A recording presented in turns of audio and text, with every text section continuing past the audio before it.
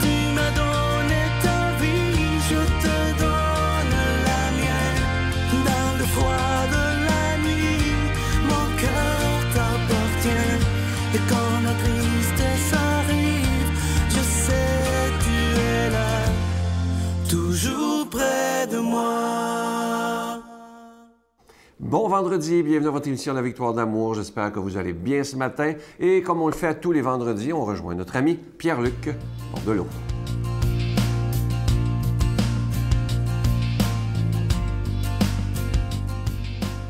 Bon matin à vous, très heureux de vous retrouver ce matin pour parler des donneurs de sens, pour parler du don de sens qu'on peut faire aux autres. C'est important d'être alerte, d'être aux aguets, là, je dirais, là, de faire un don de sens. Est-ce que c'est une belle opportunité pour moi de faire un don?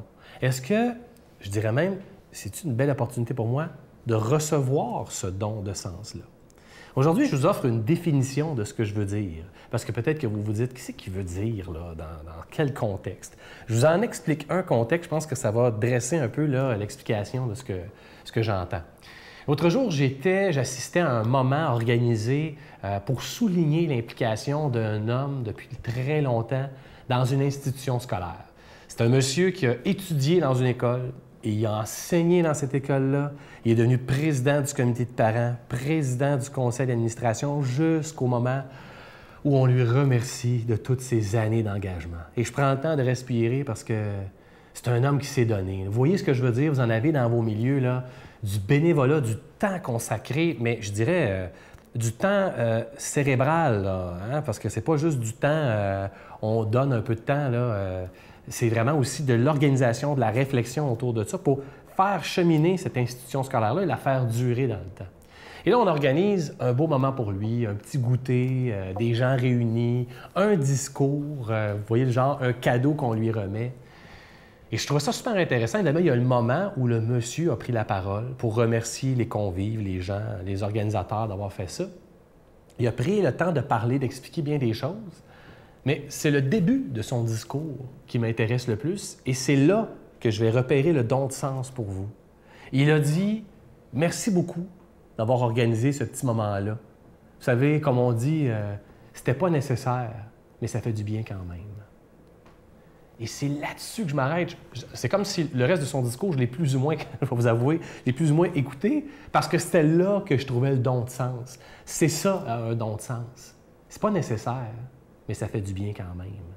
Avouez, pareil, le nombre de fois que vous vous dites « Mon Dieu, c'était pas nécessaire qu'il prenne le temps de me dire ça, qu'il m'appelle, qu'il m'offre ça, mais ça fait du bien quand même. » Moi, je pense que c'est ça. Quand il y a un don de sens, c'est parce que c'est pas nécessaire. C'est parce que tu n'es pas obligé. Et c'est d'ailleurs la phrase qu'on dit quand on reçoit des choses des fois. Moi, je prenais l'habitude de dire ça. À cette heure, je fais attention. Je me fais donner quelque chose. Mais c'est pas obligé, là. Et là, je me suis fait souvent répondre par un ami auquel je pense, mais c'est justement pour ça que je l'ai fait. Parce que je ne suis pas obligé. Parce que c'est pas nécessaire. C'est là qu'on cueille le don de sens. C'est à ce moment-là. Parce que quand c'est obligé, quand c'est nécessaire, quand on a été payé pour, entre guillemets, vous comprenez ce que je veux dire, là, on dirait qu'on voit moins le don de sens. Cette gratitude-là de donner, c'est là qu'on s'aperçoit, qu'on accueille, qu'on reçoit. Soyez alerte aujourd'hui. Prenez conscience des dons de sens que vous pouvez faire parce qu'il y en a plein tous les jours. Les gens que vous côtoyez ont besoin de ces dons de sens-là. Alors aujourd'hui, soyez plus que nécessaire, mais faites du bien quand même. Faites des dons de sens. Notre Père qui es aux cieux, que ton nom soit sanctifié, que ton règne vienne, que ta volonté soit faite sur la terre comme au ciel. Donne-nous aujourd'hui notre pain de ce jour. Pardonne-nous nos offenses comme nous pardonnons à ceux qui nous ont offensés. Ne nous laisse pas entrer en tentation, mais délivre-nous du mal, car c'est à toi qu'appartient le règne, la puissance et la gloire pour les siècles des siècles. Amen. Feliz Navidad, prospero año y felicidad. Noël, voici le Rédempteur. Célébrons ses louanges et que les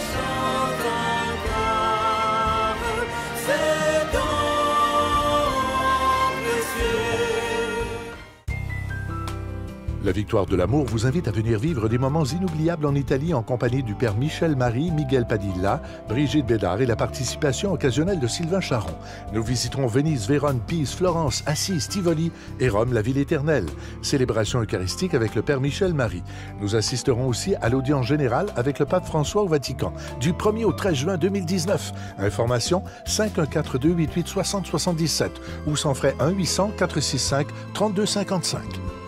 Je suis tellement heureux de vous parler de ce magnifique cadeau du mois. C'est une habitude depuis plusieurs années à la Victoire de l'amour de vous présenter l'Ange de Noël. Cette année, collection 2018, il est en épinglette, il est argenté et orné de véritables petits zircons. Et comme à chaque année, ce petit Ange de Noël, il est déjà béni. Et évidemment, vous le recevrez avec un don de 25 $. Et si vous en voulez deux, avec un don de 40 $. Et en plus, vous recevrez un reçu pour fin d'impôt. Je vous donne l'adresse, la Victoire de l'amour, casier postal 120, succursale Boucherville à Boucherville, J4B 56. Je vous la redonne, la Victoire de l'amour, casier postal 120, succursale Boucherville à Boucherville, J4B 56. Également par téléphone, par carte de crédit du lundi au vendredi de 8h30 à 16h30 dans le 514-523-4433, 523-4433 ou sans frais le 1-888-811-9291, 1-888-811-9291 et aussi sur notre site Internet le www.lavictoiredelamour.org. Alors, je vous rappelle ce magnifique petit ange de Noël, collection 2018. Il est en épinglette, argenté et orné de véritables petits zircons. Il y a beaucoup de gens qui nous demandent, je vous en parle depuis quelques semaines, si le chapelet de Jésus Miséricorde, qui est en cristal, fabriqué par les religieuses à Mexico, est toujours disponible. C'est toujours disponible. Vous pouvez le commander en même temps que l'ange, si vous voulez. Ça nous fera plaisir de vous l'envoyer parce que c'est vrai, je dois vous dire, ce chapelet, c'est le plus beau qu'on a eu dans les 23 dernières années. Et vous nous l'avez prouvé parce qu'il y a encore des gens qui en demandent et qui en demandent. Alors, il est toujours disponible et surtout que ça se donne vraiment bien en cadeau de Noël, même à des jeunes qui vont le porter fièrement. Merci de votre générosité.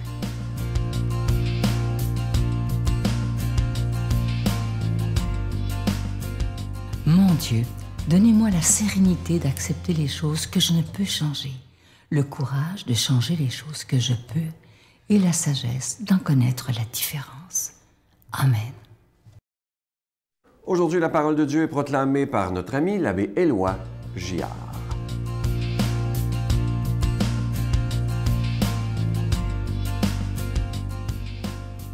Bon matin, chers amis.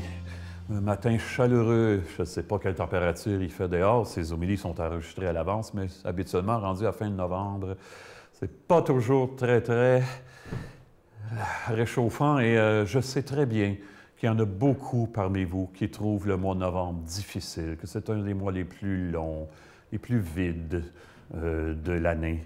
On est le 23, bien, la Sainte Catherine s'en vient. Et on va demander au Seigneur de se réchauffer au cœur de sa parole. Oh, et Jésus va bardasser les marchands chassés du temple ce matin. On y va, on est dans l'Évangile de Luc.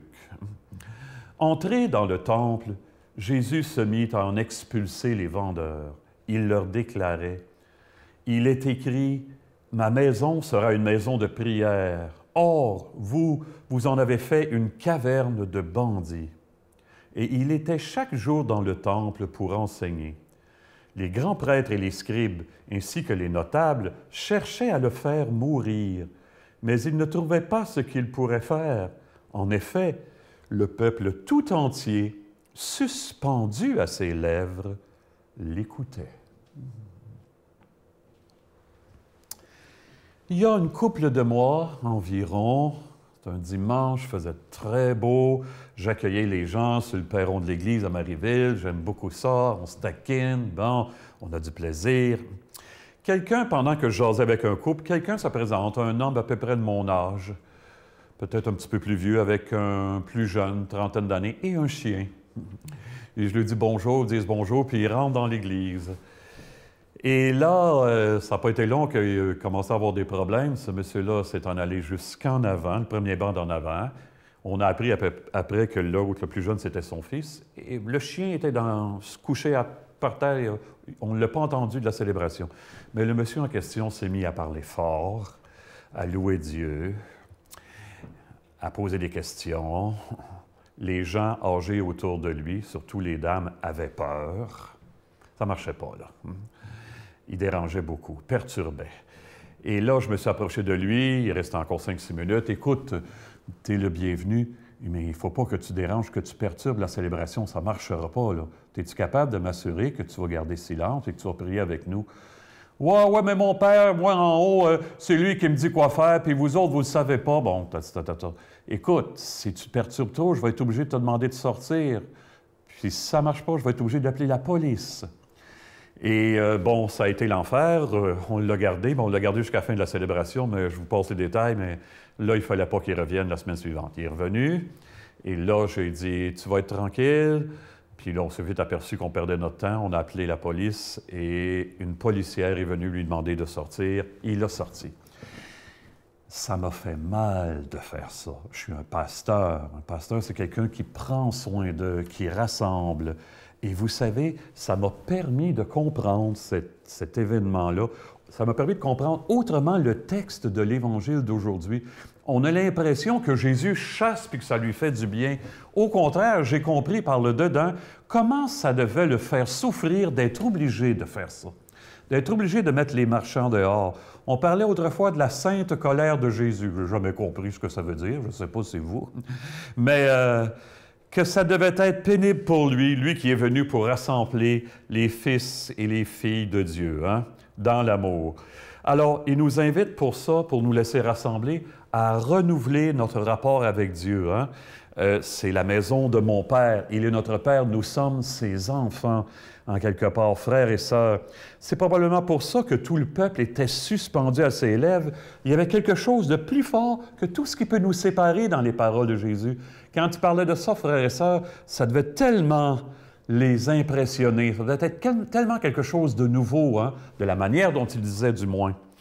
Dans le temple de mon cœur, ce matin, dans le temple de ton cœur aussi, Jésus a-t-il envie de chasser quelques indésirables, d'après toi? En tout cas, dans le mien, probablement. Il manifeste, en quelque part, qu'il est important que le meilleur de moi soit accordé à Dieu.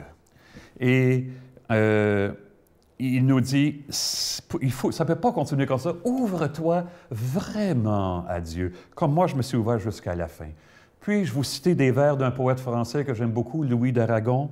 « Dis, qu'as-tu fait des jours enfuis, de ta jeunesse et de toi-même, de tes mains pleines de poèmes qui tremblaient au bout de ta nuit?